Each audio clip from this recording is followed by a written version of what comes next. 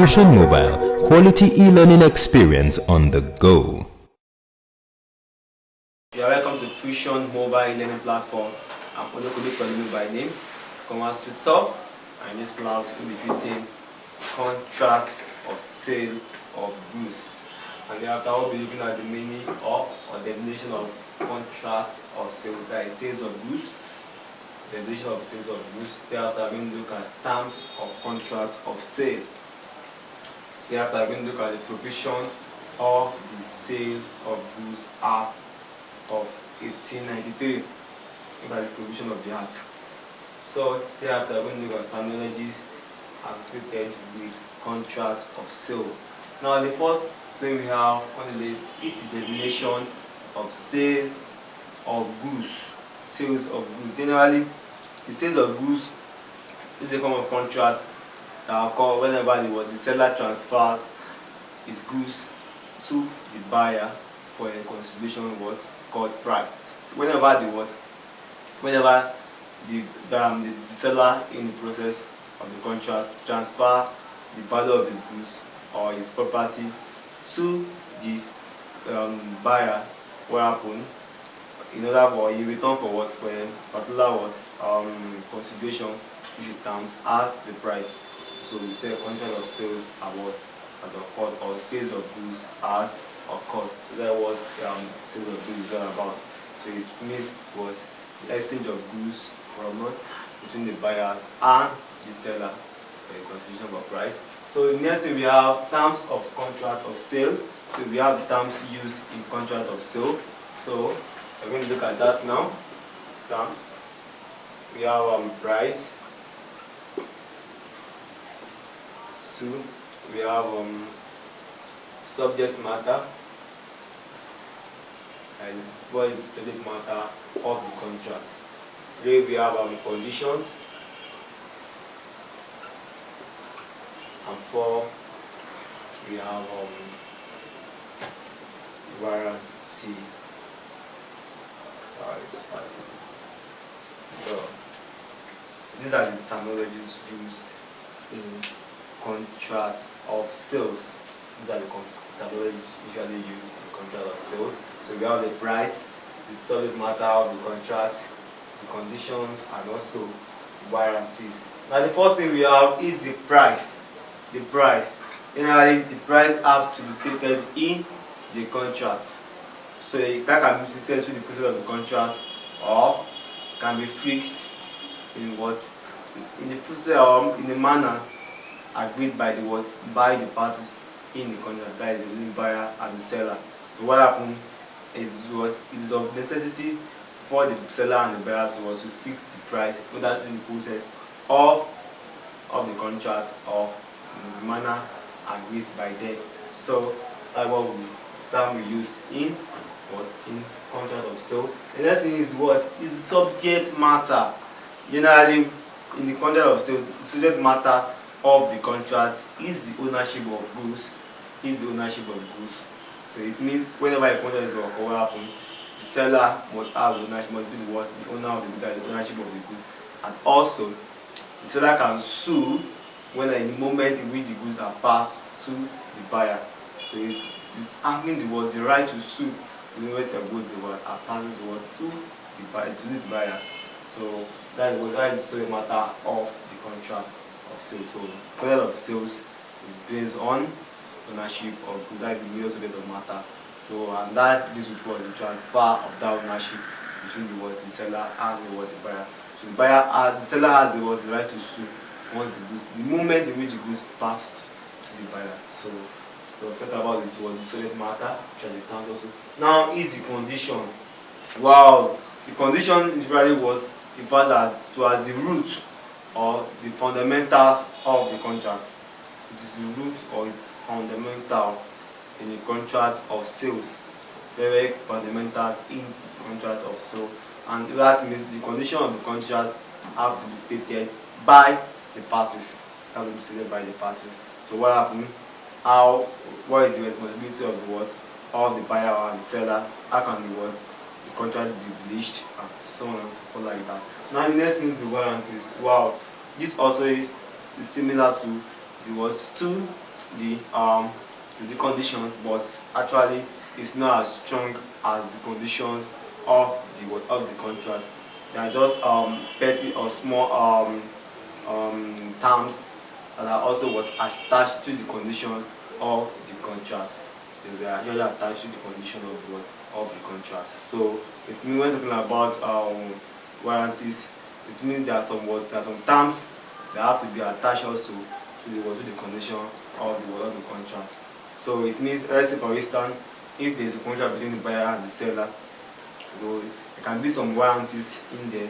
So it means if at all the seller should default, or the buyer should default, or maybe there is a breach of contract between them, can such a breach terminate the contract? That can also be stated in the contract. By the word that will serve as addition to the condition of the contract. So it is not the fundamentals or the root of the contract. So they are just like additions to the warranties. Now the next thing we have is the provision of the sale of goods acts. So the act actually made some provisions as attached to the contract of sale. So you have some provision. So I'm going to list the provision now. I'm going to look at those provisions.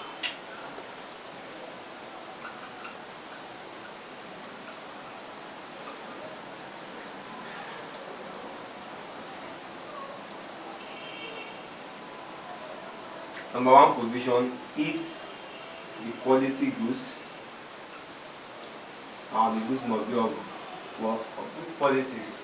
So whenever the seller actually passes the goods to the buyer, the goods must always be of good qualities. They also have the right to sell.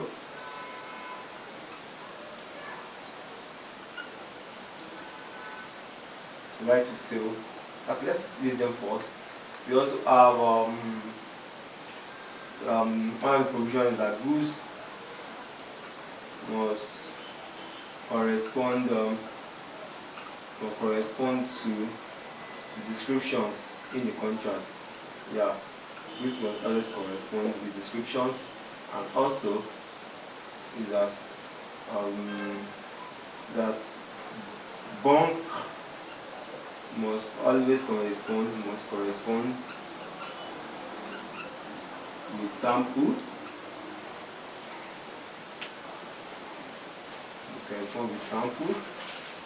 Given by the buyer, and also there must be fitness of purpose.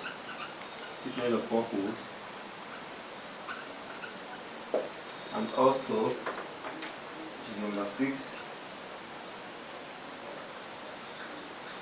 there must be fitness of purpose in the contract. So bunk must always correspond with sample in the contract, and goods must correspond with the description. So the buyer is having, the seller is having the right to sell. Also, there must be some aspect of delivery and acceptance.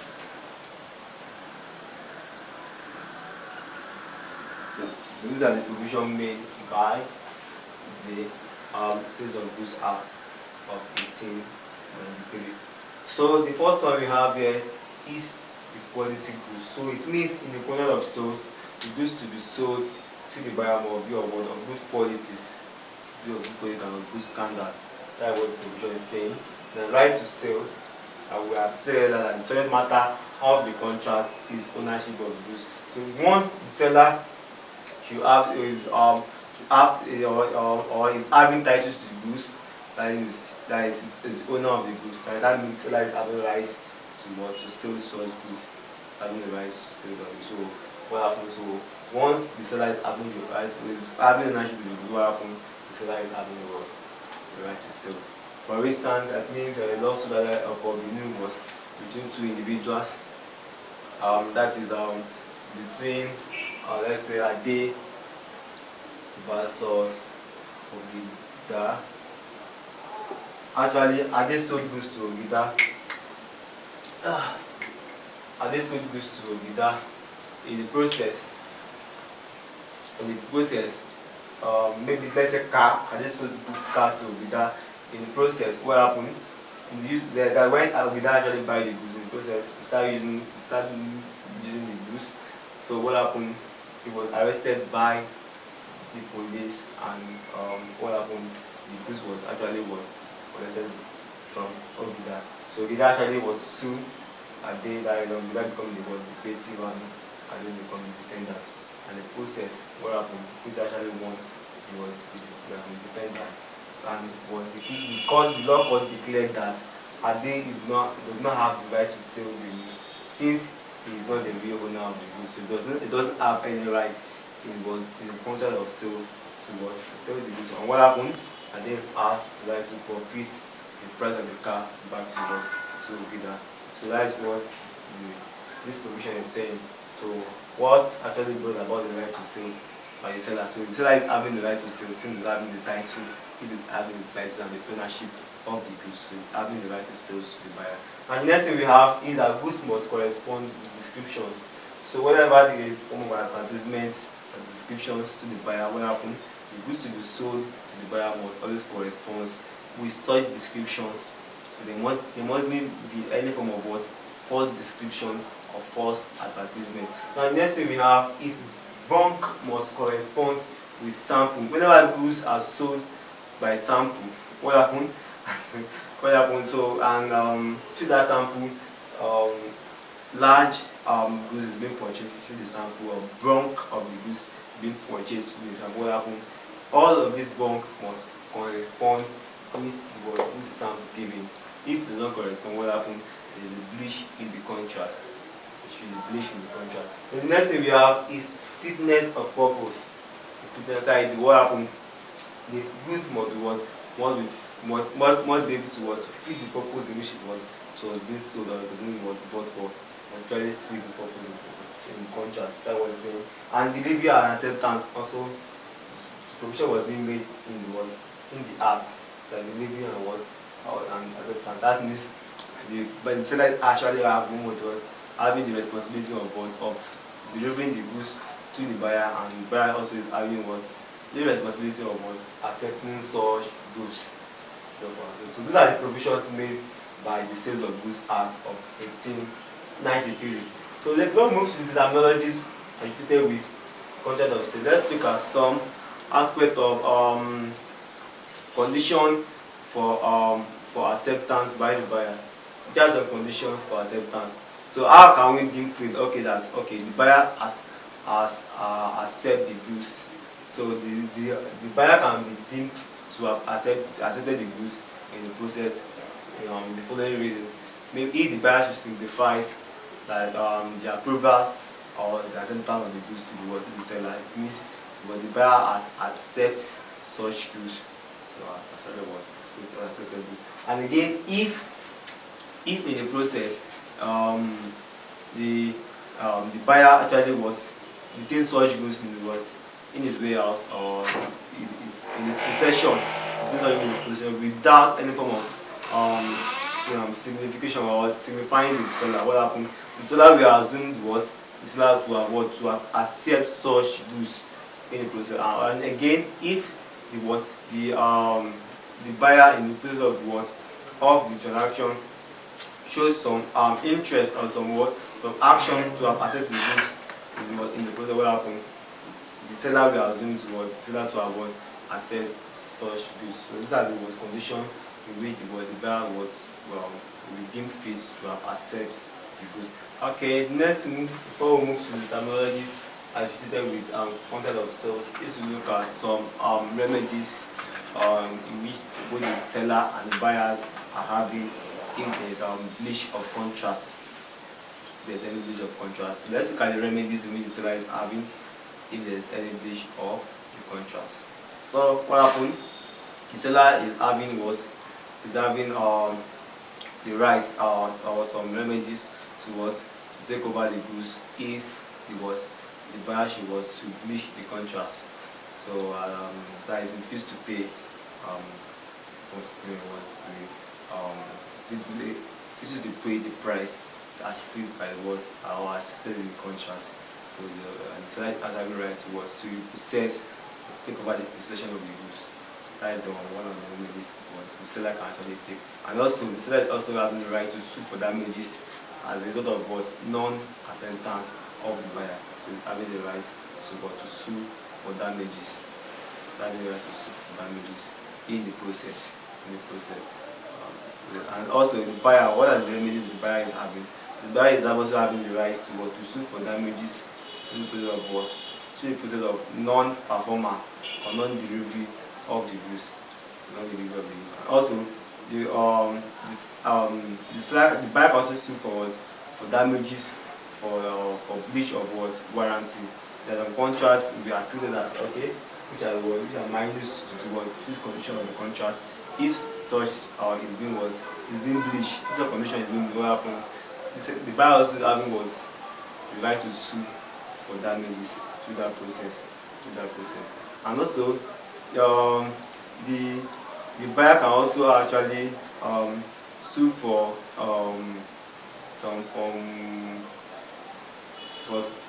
some non-performance of duties by the seller that are also attached to the contract.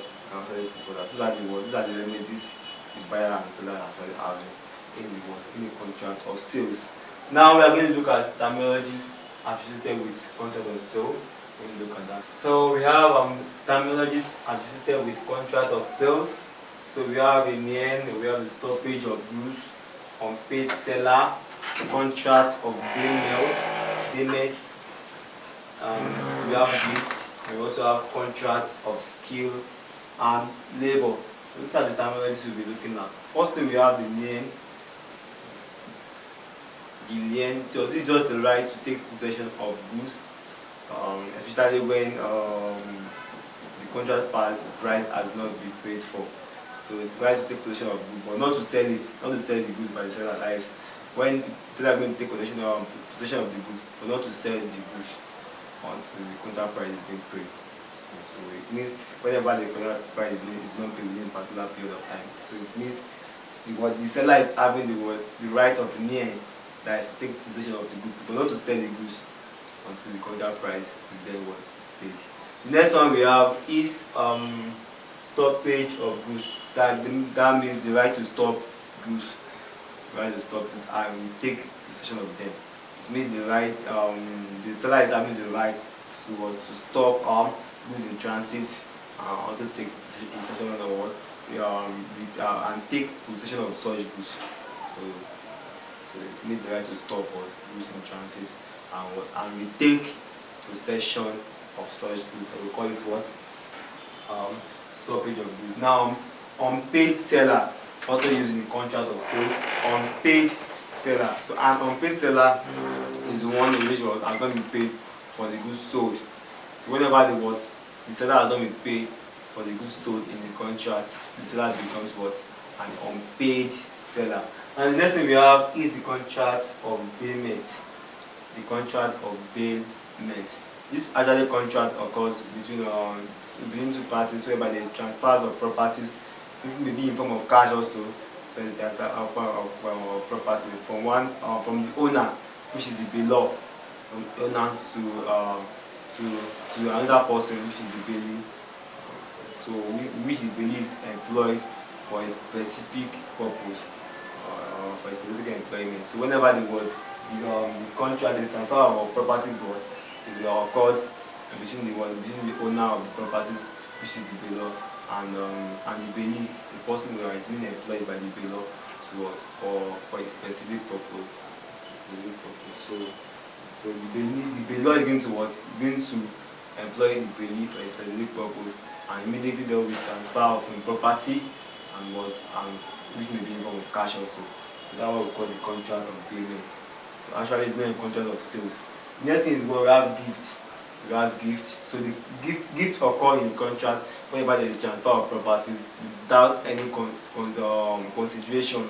Whenever in the contract of sales, values is being transferred or property is being transferred, goods and services is being transferred without any consideration. What happened?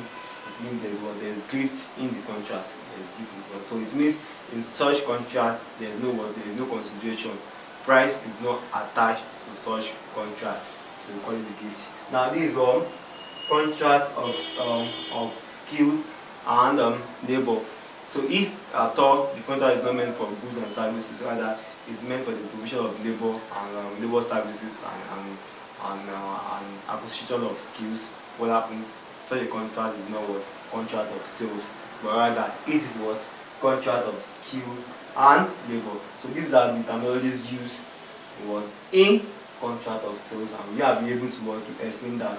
So in this class, we are able to explain the definition of sales of goods. We are able to look at terms of contract of sales, which are the price, the guarantees, the condition, and what's the subject matter of the contract. And also we are able to look at some of the provision of the Sales of Goods Act of 1893, and also we are able to look at terminologies associated with the content of sales. And if you have any difficulty with the topics, do well to replace the video, and again some questions will be displayed on the screen. Do well to attend such questions. Thank you.